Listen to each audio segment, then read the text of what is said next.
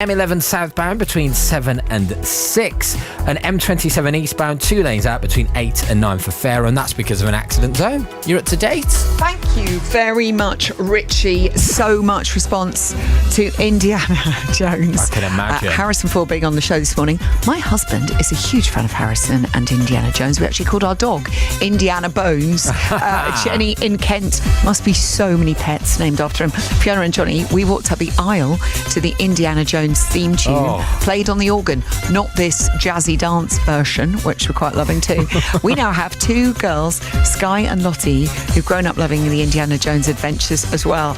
I love that. There's an amazing wedding in the papers today that was a Star Wars wedding. Oh, wow. You've got to look at the pictures, they're fabulous.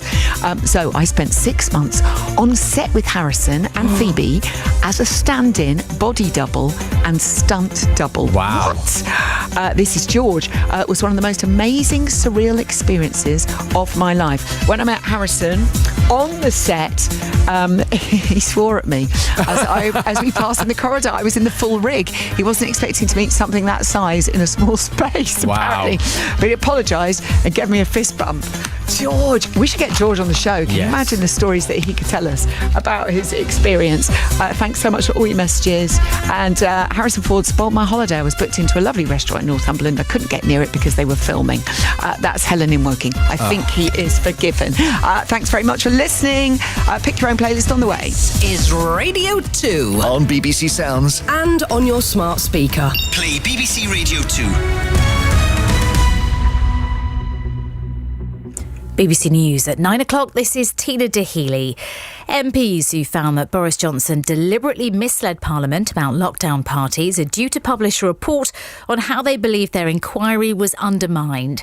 BBC News has learned that the follow-up document will name MPs and peers.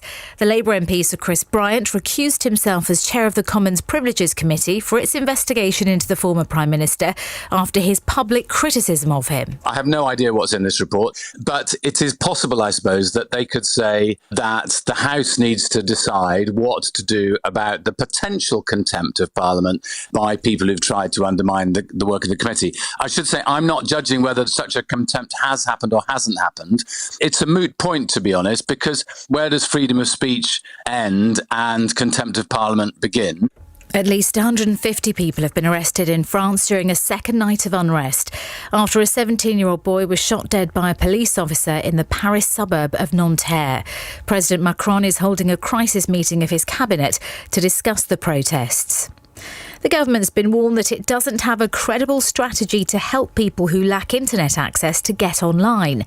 A report by the Lords Communications and Digital Committee says action is needed to tackle digital exclusion, including more digital hubs in towns. Ministers insist they are committed to ensuring that no one is left behind in the digital age, but the report's author Baroness Stowell says more must be done. There are about 2.4 million people who are still unable to complete what is described as a basic digital task, and that's just things like connecting to the internet using a mouse. And what is predicted by 2030 is that there'll be about 5 million workers who are acutely underskilled in some of the most basic digital skills that are needed.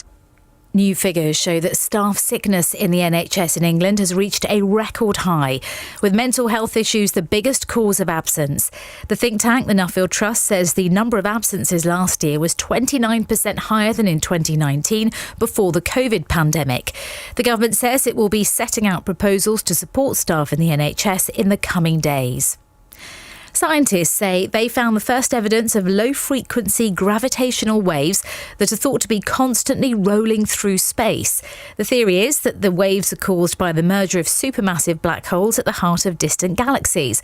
The lead investigator, Xavier Simmons, explains their main findings. Our analysis has 67 pulsars included in this that we've been timing for about 15 years, approximately once a month. And then we measure the times of arrival of the pulses. Now, what happens is, as gravitational waves pass through the galaxy, they stretch and they squeeze it. And these times of arrival of these pulses are changed. The weather, a mixture of sunny spells and scattered showers for much of the UK. Rain in the southeast of England will clear by early afternoon. That's the BBC News. It's 3 minutes past 9. Thank you very much, Tina Dahealy, with you later on from noon, doing the Jeremy Vine show as well. Will you be doing the 6 o'clock and 10 o'clock news too? No. Okay. Just 12 to 2 on Radio 2. Okay, popping up on the One show, possibly in EastEnders. Who knows? BBC Radio 2. I like Tina doing all her important work instead of mucking about with us lots. Time for Pick Your Own Playlist. Hey, Alan Fletcher, it's you. Not Dr. Carl Kennedy from Neighbours, but Alan Fletcher from Stratton in Swindon. Stratton St Margaret's, as my nan and granddad live. Alan is blind. He lives with his wife Shirley and his retired guide dog Nutmeg. He's made a playlist with a theme. We do love a theme, Alan, as you well know. His theme is travel. The first song we'll hear is his favourite city to visit. The second is a place he always dreams about. And the third, he reckons, would be a great place to go loco. Bags packed. We're going travelling around the world with this Pick Your Own Playlist this morning, courtesy of Alan.